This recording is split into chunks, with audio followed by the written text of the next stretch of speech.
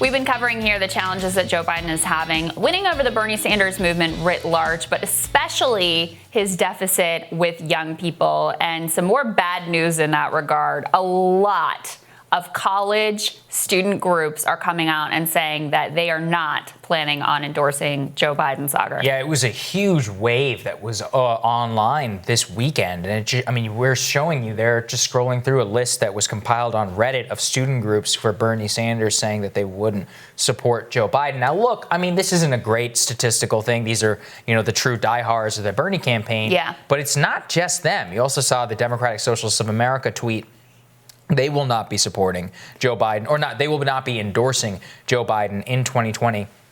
All of it put together, you have a big problem, because who are the people who delivered Barack Obama to the White House in 2008? College students, organizers. Right. People forget. The Obama campaign was an organizing juggernaut, or organizing for America. It was one of those things. They had Chris Hughes of Facebook on the campaign. They had their whole social organizing meetups and the ways that people, they're not going to have that level of energy in 2020 on the Biden side. And the Trump side actually is. They have a huge online base of people who are diehard and committed, who work in order to canvass. We were just talking about this during the break in terms of their financial underpinnings of both campaigns. It could not be more stark. The Trump campaign has what the Bernie campaign had, a legitimate grassroots fundraising base. Biden is out there on Zoom calls with, septuagenarian billionaires and millionaires asking and basically begging for money. Right. He's got some big problems ahead of him. He has a huge fundraising deficit. I think that's something that doesn't get enough discussion.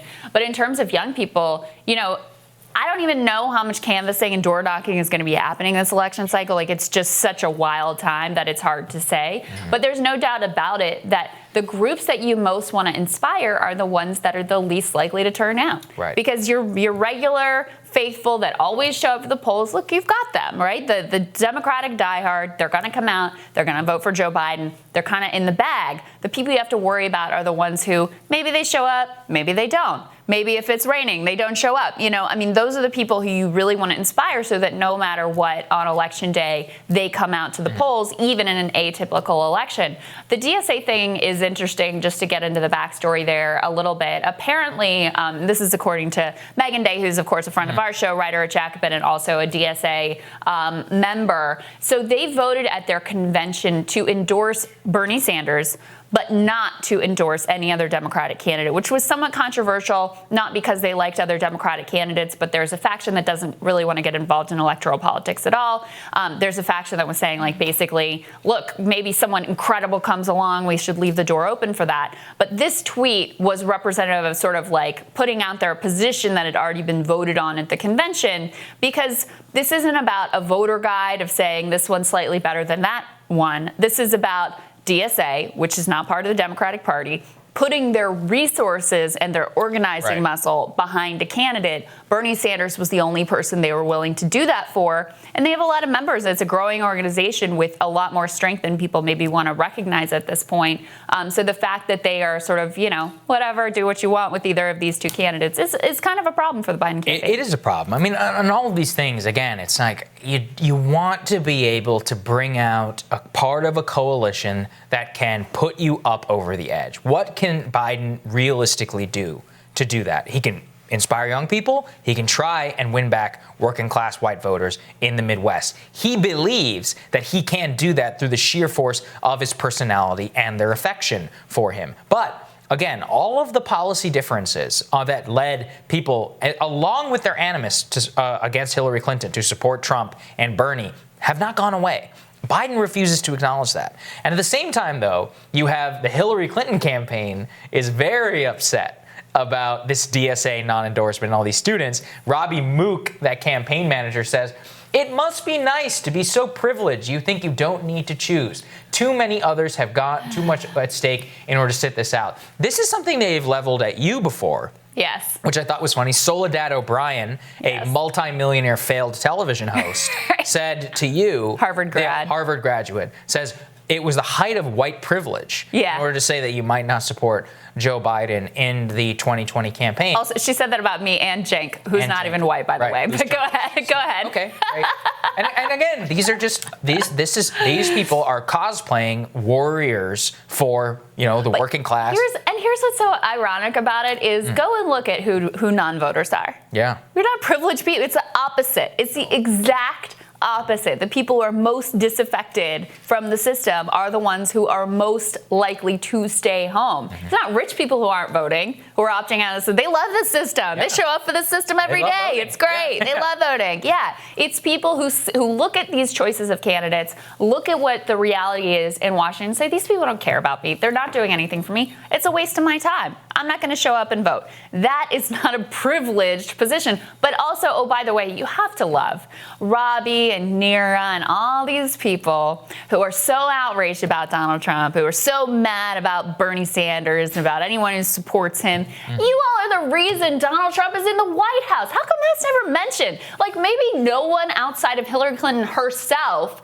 is as responsible for Donald Trump being in the White House right now than Robbie Mook, who was the one who said, who had all the data. Models. We don't have to go to Wisconsin. We don't need to go to Michigan. We've got the models. They say it's in hand. This guy's the reason why he's there. Yeah. And yet he's out there talking about, some people don't have the privilege to be able to sit it out. Too much is at stake. Yeah, a lot was at stake last time around too, buddy. Great work with that. The height of privilege is thinking that computer models are better than actual organizing and going to Wisconsin. But and talking to voters, or maybe having a candidate that you would want to put in front of voters, because that's a real truth, is as much as I make fun of them for not going to the industrial Midwest, I'm not sure that Hillary going to the industrial Midwest would have really helped her out so much. No, it actually probably would have worked against her. And, you see this over and over again from the campaign, and so much of this is that they are, again, trying to vote shame people. They're trying to say, you are the reason the Trump got rid. They did this with women, actually, after the Trump election. I remember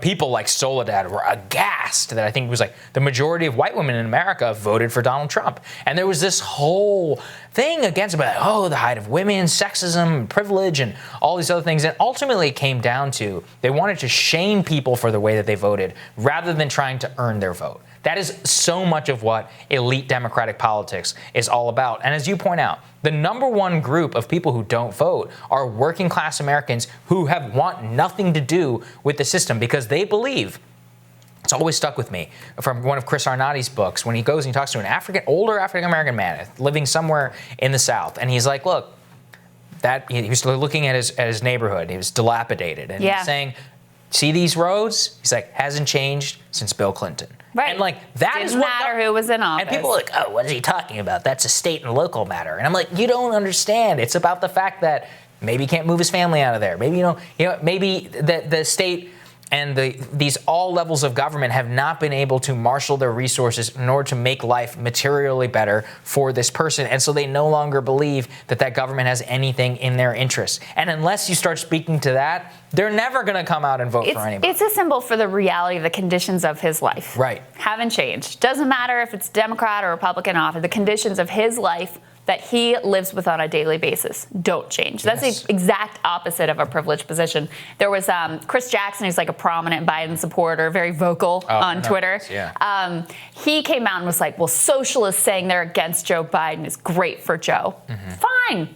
Just remember that come November. Remember that. And remember that when you look at the polling among young people, again, ask them whether they prefer socialism or capitalism. You're going to find that you are writing off essentially an entire generation, 2 generations of people who are saying there are problems with this system. And whether you want to call it socialism or whatever, there are a lot of people. There's a majority out there that may not call themselves socialists, but say this thing is fundamentally broken and we need to look anew at how we restructure our economy, which is coming to light even more during this coronavirus crisis, which we've covered here, of course, of people saying whose backs were already up against the wall before we got into the crisis. So look, if you want to go ahead and write off anyone who would embrace the socialist slavery, you want to write off the energy, which the energy among young people is broadly around these types of radical systemic change, like the Green New Deal, like Medicare for All. You want to write them off? That's fine.